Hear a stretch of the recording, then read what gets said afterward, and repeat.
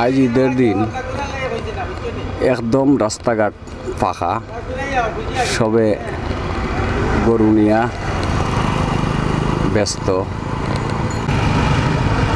আজও একজন রাস্তাঘাট একদম ফাঁকা, দোকানপাট সব বন্ধ।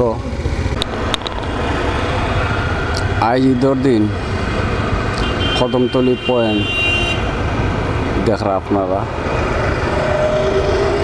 একদম ক্লিয়ার, কোনো ধরনের যানজট ঝামেলা কিচ্ছু নাই। কুরবানির মাংস নিয়েই বেশিরভাগ ব্যস্ত সময় কাটাইরা।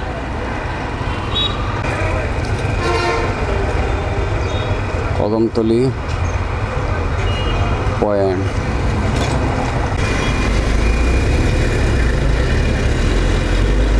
টার্মিনাল একদম বাস চলাচল টোটালি বন্ধ। ওই এক নাটকর পাগলৰ সন্তাত যাইমু আমরা, নাটকর পাগলে কিতা কয় না কয় আপনারা শুনানি চেষ্টা করবো।